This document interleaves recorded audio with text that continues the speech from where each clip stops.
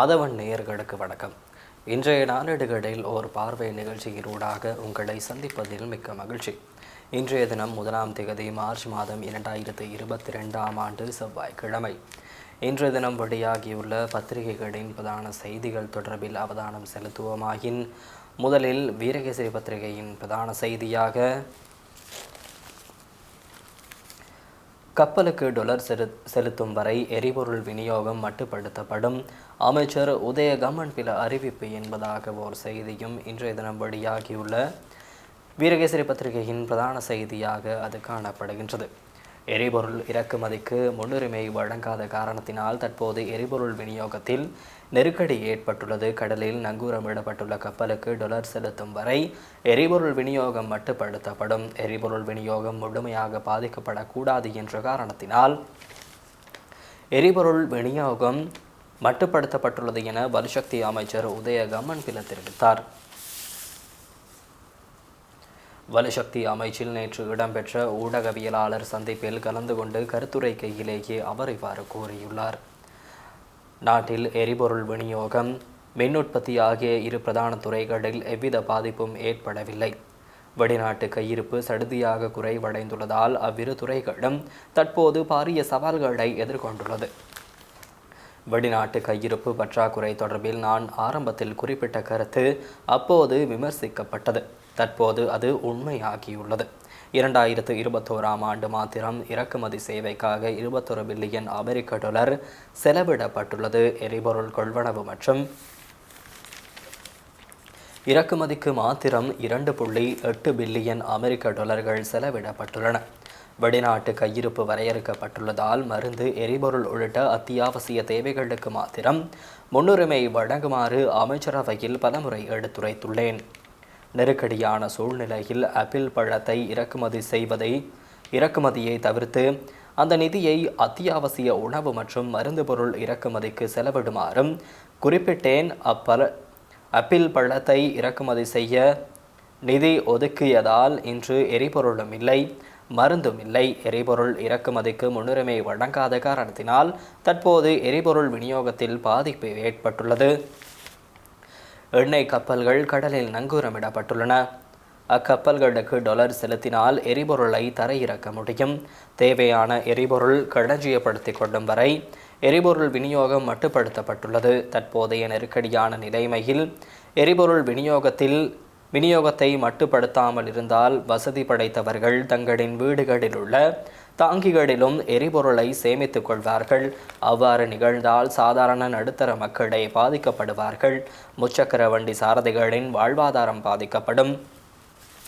இவ்வாறான விடயங்களை கருத்திற்கொண்டே எரிபொருள் நிரப்பு நிலையங்களுக்கான எரிபொருள் விநியோகம் மட்டுப்படுத்தப்பட்டுள்ளது. இறக்குமதி துறையில் எரிபொருள் இறக்குமதிக்கு தேவையான டாலர் ஒதுக்குகளுக்கு முன்னுரிமை வழங்குமாறு ஜனாதிபதி தலைமையில் கடந்த வாரம் இடம்பெற்ற அமைச்சரவை கூட்டத்தில் குறிப்பிடப்பட்டது. இருப்பினும் அது நடைமுறையில் சாத்தியப்படவில்லை. தற்போதைய நிலைமையில் எரிபொருள் கொள்வனவுக்கு கடன் வழங்க முடியாது என இரு பிரதான அரச வங்கிகளும் குறிப்பிட்டுள்ளன. எரிபொருள் இறக்குமதி மீதான வரியை தற்காலிகமாக நீக்குமாறு நிதி அமைச்சிடம் இருமுறை உத்தியோகபூர்வமாக வலியுறுத்தினேன். அதற்கும் சாதகமான தீர்வு கிடைக்கவில்லை. எரிபொருள் விலையேற்றம் குறித்து அரசாங்க தரப்பில் இதுவரையில் எவ்வித தீர்மானமும் முன்னெடுக்கப்படவில்லை. உலக சந்தையில் எரிபொருளின் விலை அதிகரிக்கப்பட்டுள்ள நிலைமையில், தேசிய மட்டத்தில் எரிபொருளின் விலை அதிகரிக்கப்படாத நிலைமையில் இலங்கை பெட்ரோலிய கூட்டுத்தாபனம் ஒரு நாளைக்கு மாத்திரம் 536 மில்லியன் நட்டத்தை எதிர்கொள்கிறது. எரிபொருள் மீதான வரி அறவிடலூடாக நிதி அமைச்சு ஒரு நாளைக்கு 331 மில்லியன் வருமானத்தை பெற்றுக்கொள்கிறது. நெருக்கடியான சூழ்நிலைமையில் நிதி அமைச்சு வரி அறவிடலை தற்காலிகமாக நீக்கிக் கொண்டால் பெட்ரோலிய கூட்டுத்தாபனம் நிலைமையை ஒப்பீட்டளவில் முகாமைத்துவம் செய்யும் என்றார் என்பதாகவும் அந்த செய்தியானது காணப்படுகின்றது. ஏனைய செய்திகளாக பாப்பரசர் கர்தினால் சந்திப்பு, விளைவுகளுக்கு அரசே பொறுப்பு, பேராயர் இல்லம் அறிவிப்பு என்பதாக ஓர் செய்தியும் இன்றைய தினம் வெளியாகியுள்ள மற்றொரு பிரதான செய்தியாக அது காணப்படுகின்றது. உயிர்த்த ஞாயிறு தாக்குதல்கள் தொடர்பில் பரிசுத்த பாப்பரசர் மற்றும் கர்தினால் மெல்கம் ரஞ்சித் ஆண்டகை ஆகியோருக்கு இடையில் இடம்பெற்ற கலந்துரையாடல் இலங்கைக்கு தீர்மானமானதாக அமையும். இதனால் ஏற்படக்கூடிய பாதிப்புகளுக்கு அரசாங்கமே பொறுப்பு கூற வேண்டும் என்பதுடன் நீதிக்கான எமது போராட்டத்தை உதாசீனம் செய்ததன் விளைவே இதுவாகும் என்று பேராயர் இல்ல பேச்சாளர் அருட்தந்தை சிறில் காமினி தெரிவித்தார். பரிசுத்த பாப்பரசர் மற்றும் கர்தினால் மெல்கம் ரஞ்சித் ஆண்டகை ஆகியோருக்கிடையில் நேற்று திங்கட்கிழமை இலங்கை நேரப்படி மாலை 3 மணிக்கு சந்திப்பு இடம்பெற்றது. இந்த சந்திப்பு தொடர்பில் தெளிவுபடுத்தும் ஊடகவியலாளர் சந்திப்பு நேற்றைய தினம் பொருளையில் உள்ள பேராயர் இல்லத்தில் இடம்பெற்றது. இதன் போதே அருட்தந்தை சிறில் காமினி இதனை தெரிவித்தார் என்பதாக அது செய்தியானது காணப்படுகின்றது. இணைய செய்திகளாக சர்வதேச நாணய நிதியத்துடன் ஏப்ரல் மாதம் அளவில் பேச்சு, மசகு எண்ணெய் உற்பத்தி நாடுகளை அணுகி எரிபொருள் சலுகை கேட்கவும் அரசாங்க முயற்சி என்பதாக ஓர் செய்தியும் காணப்படுகின்றது. நாடு எதிர்கொள்ளும் நிதி நெருக்கடிகளை சமாளிக்கவும் கடன் சலுகைகளை பெற்றுக்கொள்ளவும் சர்வதேச நாணய நிதியத்தை நாடுவதற்கு அரசாங்கம் தீர்மானித்துள்ளதாகவும் எதிர்வரும் ஏப்ரல் மாதமளவில் சர்வதேச நாணய நிதியத்துடன் பேச்சுவார்த்தைகளை முன்னெடுக்க அரசாங்கத்துக்குள் இணக்கப்பாடு எட்டப்பட்டுள்ளதாகவும் தெரிவிக்கப்படுகின்றது என்பதாக அந்த செய்தியானது மேலும் தொடர்ந்து செல்கின்றது. ஏனைய செய்திகளாக 11 பங்காளி கட்சிகளை நாளை சந்திக்கும் சூகா மைத்திரி தலைமையில் இன்று விசேட மத்திய செயற்குழு கூட்டம் என்பதாக ஓர் செய்தியும் காணப்படுகிறது. ஸ்ரீலங்கா சுதந்திர கட்சியின் விசேட மத்திய குழு கூட்டம் இன்று செவ்வாய்க்கிழமை இடம்பெறவுள்ளது. கட்சித் தலைவர் முன்னாள் ஜனாதிபதி மைத்திரிபால சிறிசேன தலைமையில் மாலை 4 மணிக்கு கட்சியின் தலைமையகத்தில் இந்த விசேட கூட்டம் இடம்பெறவுள்ளது. மேலும் நாடு தற்போது எதிர்கொண்டுள்ள நெருக்கடிகளுக்கு தீர்வு காணும் வகையில் ஸ்ரீலங்கா சுதந்திர கட்சி உள்ளிட்ட அரசாங்கத்தின் 11 பிரதான பங்காளி கட்சிகள் ஒன்றிணைந்து அரசாங்கத்திடம் முன்வைக்கவுள்ள உடனடி மாற்று செயற்திட்ட யோசனைகளின் அங்குரார்ப்பண நிகழ்வு நாளை புதன்கிழமை தலவத்துகுட பிரதேசத்தில் அமைந்துள்ள மொனக் மண்டபத்தில் இடம்பெறவுள்ளது. இந்நிலையில் முன்மொழியப்படவுள்ள யோசனைகள் தொடர்பிலேயே இன்றைய தினம் இடம்பெறவுள்ள மத்திய குழு கூட்டத்தில் கூடுதல் கவனம் செலுத்தப்படவுள்ளது. ஸ்ரீலங்கா சுதந்திர கட்சியின் தலைமையில் 11 பங்காளி கட்சிகள் முன்வைக்கும் இந்த பரிந்துரைகளை செயற்படுத்துவதில் அரசாங்கம் பின்வாங்குமாயின் அல்லது இதனை உதாசீனப்படுத்துமாயின் நேரடியாக மக்களிடம் இவை தொடர்பில் தெளிவுபடுத்தும் செயற்திட்டத்தை முன்னெடுப்பது தொடர்பிலும் இதன்போது அவதானம் செலுத்தப்படவுள்ளது. இதேவேளை ஏற்கனவே அரசாங்கத்திடம் ஸ்ரீலங்கா சுதந்திர கட்சி தனித்து முன்வைத்துள்ள 15 யோசனைகள் கவனத்தில் கொள்ளப்படாமை, அதன் காரணமாக அவற்றை கட்சி ரீதியில் நடைமுறைப்படுத்துவதற்கான முயற்சிகள் தொடர்பிலும் இதன்போது கவனம் செலுத்தப்பட்டுள்ளது.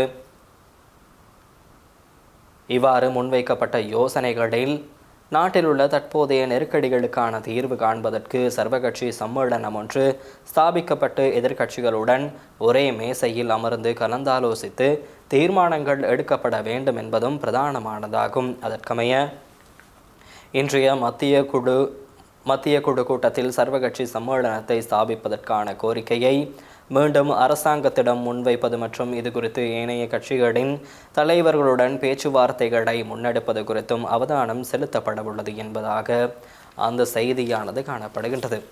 ஏனைய செய்திகளாக ரஷ்யா உக்ரைன் மோதல் குறித்து அதிக கவனம் செலுத்திய பேஜலட் இன்று பீரிஸ் உரை வியாழக்கிழமை இலங்கை குறித்து விவாதம் என்பதாக ஓர் செய்தியும் காணப்படுகிறது.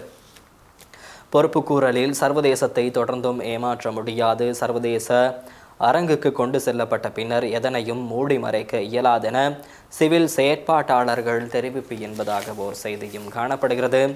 ஞான ஒளியில் சரணடையும் நாள் சிவராத்திரி செய்தியில் ஜனாதிபதி கோட்டாபய ராஜபக்ஷ தெரிவிப்பு என்பதாக ஓர் செய்தியும், சிவராத்திரி மகோன்னதமானது பிரதமர் மஹிந்த ராஜபக்ஷ தெரிவிப்பு என்பதாக ஓர் செய்தியும் காணப்படுகிறது. தமிழர்களுக்கு எதிரான வன்கொடுமைகளை தடுப்பதற்கு பொதுஜன வாக்கெடுப்பு நடத்தப்பட வேண்டும். 5 தமிழ் தேசிய அரசியல் கட்சிகளின் தலைவர்கள் ஐநா மனித உரிமைகள் உயர்ஸ்தானிகருக்கு கடிதம் என்பதாக ஓர் செய்தியும், போர்க்குற்றங்கள் தொடர்பில் பொன்சேகா வாக்குமூலம் வழங்க வேண்டும், இராணுவத்தினால் தனிப்பட்ட குற்றங்கள் இடம்பெற்றதாக கூறுவதையே மிக முக்கியமானதாக கருத வேண்டும் என்கிறார் நிமல்கா என்பதாக ஓர் செய்தியும், ரஷ்யா உக்ரைன் பேச்சுவார்த்தை ஆரம்பம் என்பதாக ஓர் செய்தியும் காணப்படுகிறது. அடுத்து தினக்குரல் பத்திரிகையின் பிரதான செய்திகள் தொடர்பில் அவதானம் செலுத்துவோமாயின் அதன் பிரதான செய்தியாக தொடங்கியது போர் நிறுத்த பேச்சுவார்த்தை, ரஷ்ய படைகள் வெளியேற உக்ரைன் வலியுறுத்தல் என்பதாக ஓர் செய்தியும் காணப்படுகிறது. உடனடியாக போர் நிறுத்தம் வேண்டும் எனவும் கடும் அழுத்தம் என்பதாகவும் அந்த செய்தியானது காணப்படுகின்றது. உக்ரைன் மீது ரஷ்ய படைகள் தொடர்ந்து 5வது நாளாக நேற்று திங்கட்கிழமை தாக்குதல் நடத்தி வரும் நிலையில் பெலாரஸ் எல்லையில் ரஷ்யா உக்ரைன் சமாதான பேச்சுவார்த்தை ஆரம்பமான நிலையில் உக்ரைனிலிருந்து ரஷ்ய படைகள் முழுமையாக வெளியேற உத்தரவிடுமாறும் உடனடியாக ரஷ்ய போரை நிறுத்த வேண்டும் எனவும் உக்ரைன் பிரதிநிதிகள் வலியுறுத்தினர் என்பதாக அந்த செய்தியானது காணப்படுகிறது. ஜெனீவாவில் சந்திப்புகளை ஆரம்பித்த இலங்கை தரப்பு என்பதாக ஓர் செய்தியும் காணப்படுகிறது. அமைச்சர் பேராசிரியர் GL பீரிஸ், ராஜாங்க அமைச்சர் பேராசிரியர் சன்ன ஜெயசுமன ஆகியோர் குளோபல் ஸ்ரீலங்கா மன்றம் மற்றும் ஐரோப்பாவில் உள்ள இலங்கை அமைப்பின் பிரதிநிதிகளை சந்தித்து பேசியுள்ளனர். ஜெனீவாவில் உள்ள இலங்கை தூதரகத்தில் நேற்று திங்கட்கிழமை இந்த சந்திப்பு இடம்பெற்றுள்ளதாகவும் அந்த செய்தியானது காணப்படுகின்றது. பாப்பரசருடன் கருதினால் சந்திப்பு என்பதாக நாம் ஏற்கனவே பார்த்த செய்தியாக அந்த செய்தியானது காணப்படுகின்றது. எரிபொருளுக்கான டொலரை மத்திய வங்கி வழங்கவில்லை, எரிசக்தி அமைச்சர் உதயகம்மன் பிள்ளை என்பதாக ஓர் செய்தியும், உண்மை தியாகம் மன்னிப்பு வழங்கலுடன் வாழ்வதற்கான வழியமைக்கும் சிவராத்திரி, ஜனாதிபதி சிவராத்திரி வாழ்த்து என்பதாக ஓர் செய்தியும் காணப்படுகிறது. இலங்கை உடனடியாக தயாராக வேண்டும், முன்னாள் ஜனாதிபதி மைத்திரி என்பதாக ஓர் செய்தியும் காணப்படுகிறது. அவசியமற்ற பொருட்களுக்காக 60,000 கோடி டாலர் செலவு, அமைச்சர் மஹிந்த அமரவீர விசனம் என்பதாக ஓர் செய்தியும் காணப்படுகிறது. நாட்டில் 2021ஆம் ஆண்டு அத்தியாவசியமற்ற பொருட்களை இறக்குமதி செய்வதற்கு 600 பில்லியன் அமெரிக்க டாலர்கள் செலவு செய்யப்பட்டுள்ளதாகவும் அவ்வாறு இறக்குமதி செய்யப்பட்ட அத்தியாவசிய பொருட்களில்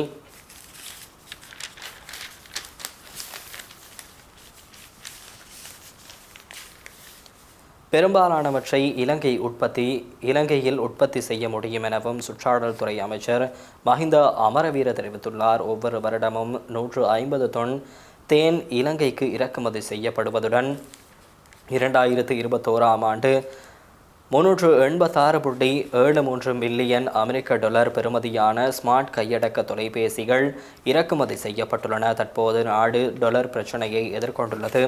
$100 வருமானமாக பெறும்போது $110 கடனாக செலுத்த வேண்டியுள்ளது. எனவே பெற்ற கடன்களை திருப்பிச் செலுத்துவதற்கு போதிய நிதி இல்லை. 2021ஆம் ஆண்டு அத்தியாவசியமற்ற உணவுப் பொருட்களான சீஸ், பட்டர், மரக்கறி, பழங்கள், ஐஸ்கிரீம், சாக்லேட் மற்றும் சோஸ் ஆகியவற்றை இறக்குமதி செய்வதற்காக 6 பில்லியன் அமெரிக்க டாலர்கள் செலவு செய்யப்பட்டுள்ளன. 2021ஆம் ஆண்டு மரக்கறி இறக்குமதிக்கான செலவு 352.86 மில்லியன் டாலரிலிருந்து 384.2% டாலர் அதிகரித்துள்ளது. சீனி மற்றும் இனிப்புகளுக்கான இறக்குமதி செலவு 2020ஆம் ஆண்டு 2% 1.3 மில்லியன் டாலராக காணப்பட்ட நிலையில் கடந்த வருடம் 288.84 மில்லியன் டாலராக அதிகரித்துள்ளது என்பதாகவும் அந்த செய்தியானது காணப்படுகின்றது. இணைய செய்திகளாக 10ஆம் தேதிக்கு பின் தீர்வில்லையேல் முன்னறிவித்தலின்றி இனி வேலை நிறுத்தம் என்பதாக ஓர் செய்தியும், புலம்பெயர் தேசங்களிலும் நில மீட்பு போராட்டம் மாவை சேனாதிராஜா தெரிவிப்பு என்பதாக ஓர் செய்தியும் காணப்படுகின்றது. 50% குறைந்தது தனியார் பஸ் சேவை என்பதாக ஓர் செய்தியும், அம்பாறை மாவட்டத்தின் பெயரை மாற்ற முயற்சி, அதாவுல்லாக்கும் ராஜாங்க அமைச்சர் விமலவீர திசாநாயக்கவிற்கும் இடையில் கருத்து மோதல் என்பதாக ஓர் செய்தியும் காணப்படுகிறது. சட்டவிரோத வெளிநாட்டு நாணய பரிமாற்றம் குறித்து தகவல் தாருங்கள், மத்திய வங்கி மக்களை கோருகின்றது என்பதாக ஓர் செய்தியும் காணப்படுகிறது. அடுத்து இன்றைய தினம் வெளியாகியுள்ள லங்காதீப பத்திரிகையின் பிரதான செய்தியாக ரயில் மற்றும் பஸ் போக்குவரத்து சேவைகள் நிறுத்தப்படுமா என்பதாக கேள்விக்குறியுடன் ஓர் செய்தியானது இன்றைய தினம் லங்காதீப பத்திரிகையின் பிரதான செய்தியாக அது காணப்படுகின்றது. எண்ணிக்கையில் அரைவாசி பஸ்களின் சேவைகள் நிறுத்தப்பட்டுள்ளன. இந்த நிலையில் எரிபொருள் இன்மையால் பாதியிலேயே போக்குவரத்து தடைப்பட்டு வீதிகளில் பஸ்கள் நிற்கின்றன. ரயில் சேவைகளிலும் பெரும் ஸ்தம்பிதம் ஏற்பட்டுள்ளது. எரிபொருளை வழங்காவிடில் பணிகளிலிருந்து விலகி விடுவோம் என சங்கங்கள் தெரிவிக்கின்றன என்பதாக லங்காதீப பத்திரிகையின் பிரதான செய்தியாக அது காணப்படுகின்றது. அடுத்து டெய்லி மிரர் பத்திரிகையின் பிரதான செய்தியாக பாப்பரசருடன் கர்தினால் சந்திப்பு என்பதாக நேற்றைய தினம் இடம்பெற்ற சந்திப்பு தொடர்பிலேயே அந்த செய்தியானது காணப்படுகின்றது.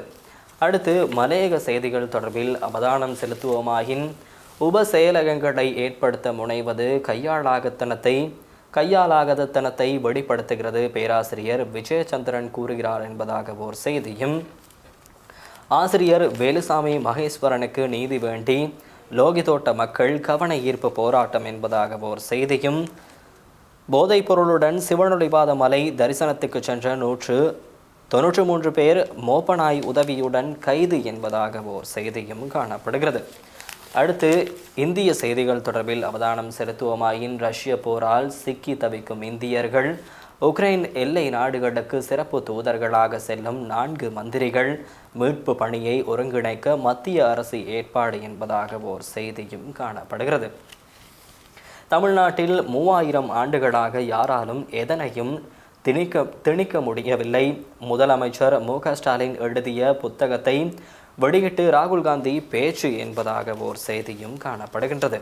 அடிப்படை கட்டமைப்பு வசதிகளை மேம்படுத்த மாநில அரசுகளுக்கு 1 லட்சம் கோடி வட்டியில்லா கடன், மத்திய மந்திரி நிர்மலா சீதாராமன் தகவல் என்பதாக ஓர் செய்தியும் காணப்படுகிறது.